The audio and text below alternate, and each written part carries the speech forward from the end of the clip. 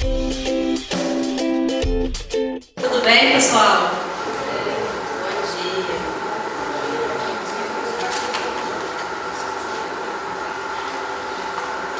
Vocês sabiam que a Coca-Cola é o patrocinador mais antigo das Olimpíadas? Desde 1928.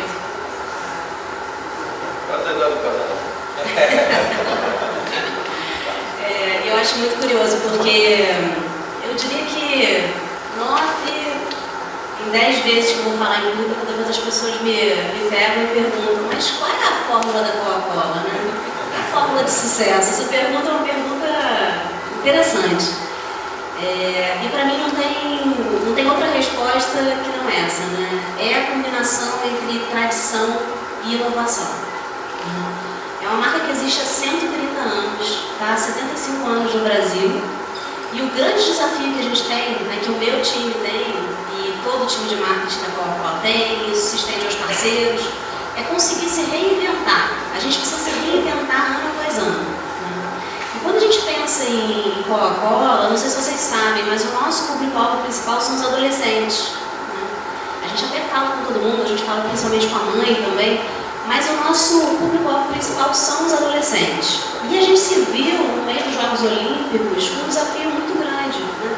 Como é que a gente poderia criar, né, esse engajamento da marca, usando os Jogos Olímpicos como contexto, né, para chegar no coração do adolescente? Né? Esse é o nosso desafio diário. Tá? E a gente tem muitas ferramentas para fazer isso. Né? Toda a parte de brand experience, né, que foi comentado, é sem dúvida. Né? Hoje não tem como mais você ser relevante no universo dos jovens se você não está muito perto. Né? Então a gente teve lá o Parada Coca-Cola, foi um super investimento nosso para fazer essa sensação de tomar uma Coca-Cola, esse amor pela marca ficar ainda mais tangível para o universo do adolescente. Mas eu diria que talvez o principal legado que a gente tenha desenvolvido, porque não foi dado, não foi entregue para a gente, porque a gente desenvolveu, é o que a gente chama de real-time marketing. E hoje eu vou falar um pouquinho mais sobre isso com vocês. Tá? Eu tive o prazer de participar, né, desde a Copa das Confederações, Copa do Mundo e agora em Olimpíadas. E sem dúvida, quando a gente se viu em 2014 com o desafio de ter uma Copa do Mundo no Brasil, a gente pensou, bom, como é que a gente vai fazer para que a gente de fato não só apareça, né? Acho que todo mundo sabe o que é Coca-Cola, né? A gente não tem mais um desafio tão grande do awareness, né, como a gente fala, mas sim de novo chegar no coração, né, dos adolescentes. Eu vou passar um vídeo que vai explicar um pouco melhor o que a gente fez nessa frente aqui de Real Time Marketing, depois eu vou explicar um pouquinho dos aprendizados, tá bom?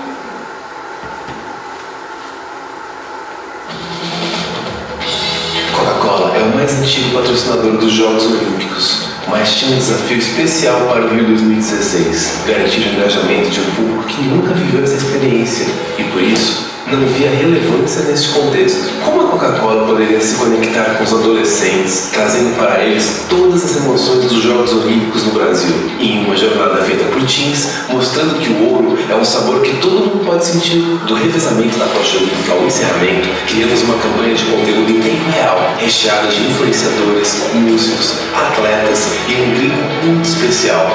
O Urso chegou do Polo Norte em agosto do ano passado e foi logo conquistando o Brasil. Apaixonado pelos Jogos Olímpicos, ele fez muitos amigos nas redes e agitou toda a galera para realizar o seu grande sonho, participar do revezamento. De cara, já quebramos o recorde de inscrições para carregar a tocha entre os patrocinadores. Depois, ele convidou teens que bombam no YouTube para pegar carona com ele atrás da tocha olímpica em uma road trip pelo Brasil. Eles pediram uma força no Twitter e descolaram até um trailer tunado no quadro Lata Velha, do programa Caldeirão do Hulk. Foram mais de 25 cidades visitadas. A viagem inteira virou uma websérie e o diário de bordo era feito em tempo real nos perfis da marca, do urso e dos influenciadores. E a parada final, Rio de Janeiro. Durante os Jogos Olímpicos, estacionamos o trailer na Parada Coca-Cola, um espaço criado para ser o destino oficial dos adolescentes no Boulevard Olímpico, com shows e instalações interativas para o público viver experiências ouro de perto. Cada show foi celebrado com um momento ouro, onde influenciadores, músicos e atletas se juntavam para fazer uma performance inédita, tudo transmitido ao vivo na página de Coca-Cola no Facebook. Alguns shows até passaram na programação da MTV. Enquanto isso, uma rotina diária de geração de conteúdo acompanhava os acontecimentos mais memoráveis dos Jogos Olímpicos. A cada momento único, uma emoção traduzia na garrafa de Coca-Cola o sentimento do público nas arquibancadas. E para os times do mundo todo sentirem o sabor dos Jogos Olímpicos no Brasil, convidamos um time especial para passar o recado. Criamos vídeos para o YouTube, desafiando influenciadores de vários países a quebrarem recordes inusitados com Coca-Cola. Foi a primeira vez que a marca reuniu influenciadores de diferentes partes do mundo em uma campanha global. Torcemos, apoiamos, levantamos bandeiras e comemoramos juntos. O conteúdo foi replicado pelas páginas da marca em mais de 30 países. Tão incríveis quanto o Rio 2016 e a nossa campanha foram seus resultados.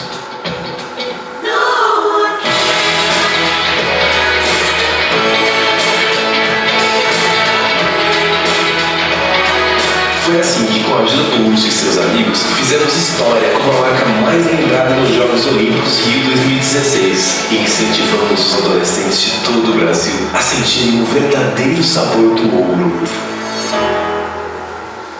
Enfim, a gente fica super orgulhoso. A Patrícia, que foi a responsável por toda a operação de Real Time Marketing, vocês viram ali uma cena, né?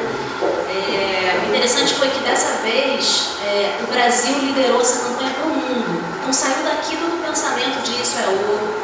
A gente fez isso para mais de 30 países, como vocês viram no vídeo.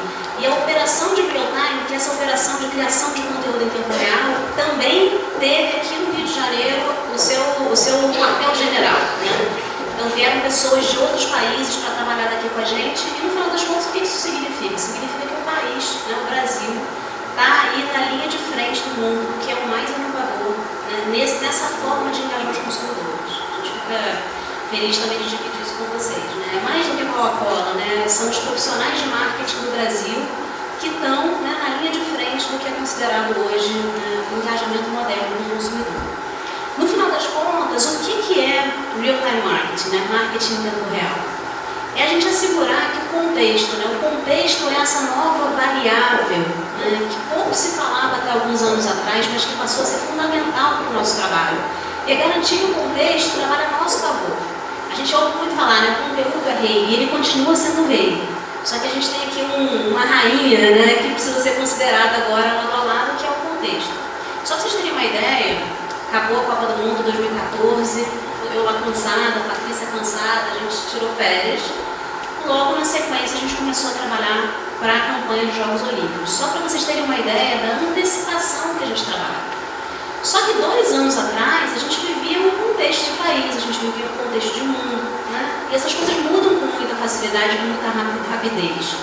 Então, a disciplina de real-time marketing garante que a gente esteja, sim, preservando o que a gente criou lá atrás, porque o que a gente criou lá atrás é muito ancorado, né, em insights profundos do consumidor. A gente vai olhar qual é a intenção desse target, o que de fato é importante para ele. Tudo que a gente cria tem o objetivo de se conectar com essas pessoas, mas a gente sabe que muita coisa muda, né? As coisas mudam. E por isso o real-time marketing está aqui para ajudar a gente a fazer esse casamento perfeito. E basicamente a gente olha sempre para 2 variáveis. A primeira variável da performance, então a gente lê todos os tipos de indicadores, a gente sabe se a gente está indo bem, se a gente não está indo bem, quais são as métricas que a gente precisa olhar, a gente faz isso por um lado. E por outro lado, a gente diz que a gente tem o pulso do consumidor, né? Como é que está o consumidor? Como é que ele está se sentindo? Ele está orgulhoso do nosso país, né? E a gente viu o que você falou, né? Cerimônia de abertura, que a gente mais via eram as pessoas orgulhosas. Então esse é um insight legal para a gente pegar e criar conteúdo, né? Esse sentimento da população. Então a gente tem sempre esses 2 ângulos aí para olhar. Aqui alguns exemplos para vocês do que a gente criou de conteúdo. Interessante que a gente tem trazido cada vez mais o nosso produto para o centro da comunicação, né? E é muito impressionante porque as pessoas, de fato, quando olham para isso, falam, mas onde é que eu compro? Como é que eu faço para ter essa garrafa de alumínio dourado? Né? E aí a gente começou a inventar, enfim, a Patrícia aqui, esse time nunca está satisfeito, né? A gente inventou nessas Olimpíadas Real Time Delivery. A gente fez uma parceria com o Easy Taxi. Então você podia pedir pelo aplicativo 3 Coca-Colas dessas aqui de alumínio dourado e chegavam em 20 minutos gelado na sua casa. Então assim, é um pouco desse espírito, né? Será que a gente pode ir além, né? Botar sempre a barra mais alta. E só uma curiosidade, a gente falou aqui do Parada Coca-Cola, que foi esse espaço lá no Boulevard Olímpico. Eu, enfim, morei lá durante, sei lá, 20 dias. E aí eu fazia muito o trajeto de entrar com as pessoas para viver a experiência com as pessoas, né, de fato. Eu queria muito ter essa sensação, como é que as pessoas estão se sentindo. E aí, em algumas vezes, não sei, alguém aqui teve lá? Vocês foram? Então, aí você passava por um túnel preto, você vivia uma experiência sensorial de Coca-Cola e depois tinha uma porta que se abria. E aí você via, né, o espaço, que era um espaço visualmente muito legal. Todo mundo que saía dali ficava, meu Deus do céu, ficavam impressionados. E aí, a primeira vez que eu escutei isso, eu fiquei triste, mas depois eu entendi. Uma mulher saiu comigo do túnel e ela falou, nossa, que incrível. Depois ela falou assim, mas isso daqui é da Coca-Cola, eu já esperava isso. Então isso é para a gente entender, né, como a barra de Coca-Cola é alta. Né? As pessoas não esperam nada do que algo espetacular vindo da gente. Né? Então por isso esse exercício de sempre elevar ainda mais a barra, né? Porque é o que se espera da gente, a nossa barra já é muito alta. Voltando então um pouco para a estrutura de real-time marketing, aqui tem uma foto um pouco do que foi a nossa operação. Né? Então o nosso trabalho basicamente é ler os insights no tempo real, né? E transformar esses insights, né, em otimização das campanhas. A gente está falando disso o tempo inteiro. Mas quais são os insights que surgem naquele momento que vão ajudar, né, a campanha a ficar ainda melhor? 2014 acabou, né, todo mundo sabe como acabou, né, o Brasil perdendo aí para a França, e a gente foi muito feliz, eu diria, em fazer esse post aqui na esquerda, né, desculpa, para a Alemanha. Porque o meu sobrenome é alemão, então sempre... Eu tento me enganar. A gente terminou com esse post, que era um post que representava muito o que a gente estava sentindo naquele momento, né? E a gente foi feliz não só no conteúdo que a gente gerou, mas também no momento certo de postagem. Porque esse post representava o que a população estava sentindo, era um nó na garganta, era uma coisa meio inexplicável, né? Não era bem raiva, não era bem frustração, era um sentimento de nó na garganta. E a gente fez um exercício interessante que, quando o Brasil ganhou agora da Alemanha nas Olimpíadas, a gente quis encerrar essa história, mas de uma forma feliz, né? Então a gente fez o post da direita para botar aí uma pá de cal, né, naquilo que a gente tinha vivido em 2014. Então é também a gente contar histórias, né, através do que a gente está fazendo em real-time marketing. Né? Então existem grandes campanhas, né, que acontecem em muitos pontos de contato. E existem também as micro-histórias, né, que acontecem, né, nesse caso aqui, só no ambiente das redes sociais. A gente trabalha com 4 pilares para fazer isso. O pilar de ouvir, o pilar de falar, o pilar de amplificar e o pilar de reagir. E por trás de cada um desses existe, né, muita inteligência, muitas ferramentas. Então, só para vocês terem uma ideia, na parte de ouvir, né, para a gente saber o que as pessoas estão falando da gente ou delas mesmas, são mais de 10 ferramentas que a gente usa para que esse trabalho seja muito preciso. A gente tem mais de 30 canais, por exemplo, nas redes sociais, a gente tem um alcance enorme e a gente tem aí mais de 12 milhões de conversas, nesse caso aqui nas Olimpíadas, que aconteceram um a um. Então a gente tem um grupo de pessoas super especializado que fica lá conversando com as pessoas. Só para vocês terem uma ideia, tem gente que entra no Coca-Cola FM, que é a nossa rádio online, só para dizer bom dia Coca-Cola. E a gente tem que responder para essas pessoas, né? É um grau de intimidade que essas pessoas têm com a marca, é um grau de amor que a gente precisa retribuir, né? E aqui eu queria passar alguns aprendizados que a gente vem consolidando aí nessa forma de trabalhar, né? A primeira delas é que as pessoas pensam, nossa, mas real time, tempo real, quer dizer que vocês vão lá para aquele espaço e ficam lá criando de improvisação. Não tem nada de improvisação. A gente se planeja muito para isso. A gente ensaia, que nem atriz, né, que vai para peça de teatro, a gente ensaia, a gente simula situações e a gente faz isso com muita frequência. Eu costumo comparar o time de comunicação da Coca-Cola como se fossem atletas, né? As Olimpíadas, de fato, me inspiraram um pouco nessa metáfora. O atleta tem um momento de competição que é onde ele está ali, né, no seu melhor. Só que para que ele chegue no seu melhor, ele precisa exercitar. Ele precisa estar sempre treinando. Né? Isso somos nós. A gente exercita essa habilidade. de falar, ouvir, reagir, amplificar todos os dias. A gente tem muitas campanhas no ar, só para vocês terem uma ideia, são mais ou menos 40 projetos de comunicação por ano, e em todos eles a gente tenta sempre pensar, mas como eu poderia fazer diferente? Como é que eu poderia fazer melhor? Né? O que é o insight do consumidor que eu não estou capturando que eu poderia capturar? Né? O segundo deles é que real time é mais do que marketing. Né? Eu sou profissional de marketing, assim como muitos de vocês, mas cada vez mais existe uma beleza por trás da gente trabalhar com outras disciplinas. Né? Nesse caso, a gente está falando aqui do grupo de tecnologia, né, de TI, uma área de inteligência, que a gente chama lá dentro de Knowledge and Insights, que a Coca-Cola adora siglas em inglês, enfim, é super difícil. Mas a área de pesquisa, né? Então, assim, para problemas complexos, que são os problemas que a gente vai viver cada vez mais, né? Porque a nossa sociedade está cada vez mais vivendo um contexto complexo, a gente vai precisar se dar as mãos, né? Dar as mãos com outras disciplinas para que as nossas soluções sejam melhores. Né? E aqui não é diferente. Real time é mais do que social media. Eu estou falando aqui muito de social media, mas a grande beleza que existe por trás desse pensamento é a gente pensar que social media é um playground perfeito, é onde a gente consegue colocar as coisas com mais facilidade. Mas o grande impacto, o real impacto, acontece quando a gente consegue extrapolar esse pensamento para a televisão, para a brand experience, que foi o que a gente fez esse ano. Então, como é que a gente consegue ter essa mentalidade e trazer junto a isso a flexibilidade de alteração e de brincar com todos os pontos de contato? Né? A gente fez isso um pouco em Copa do Mundo, a gente fez isso um pouco em Olimpíadas. Acho que a gente ainda precisa exercitar isso mais e é um pouco para onde a gente está indo.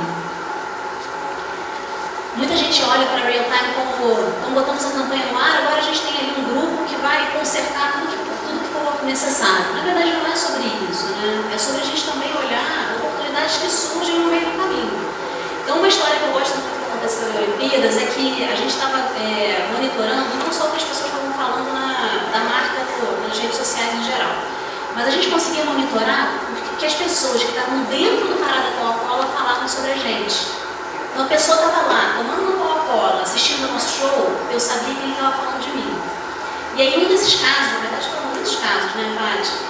Mas um foi muito emblemático. A pessoa estava dentro do nosso espaço, falando assim, as coisas mais lindas sobre a marca.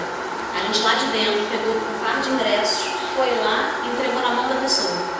Então isso é surpreender positivamente, né? Isso é você reverter o amor que a pessoa sente pela marca, o relacionamento íntimo que ela tem com a marca, e surpreender positivamente. Né? Ali já tinha chegado no máximo da relação, do positivo. O que mais que eu poderia fazer por essa pessoa? Cara, você é um fã da marca, você merece vivenciar essa experiência. E eu tenho certeza que essa pessoa vai gostar, vai amar a marca para a vida inteira. Né? A gente marcou a vida dela com uma atividade que não tem preço. Né? Não pode ter cara. Exatamente, né? A gente ressignificar o que é o brand experience, mas um a um, né? Para cada uma das pessoas.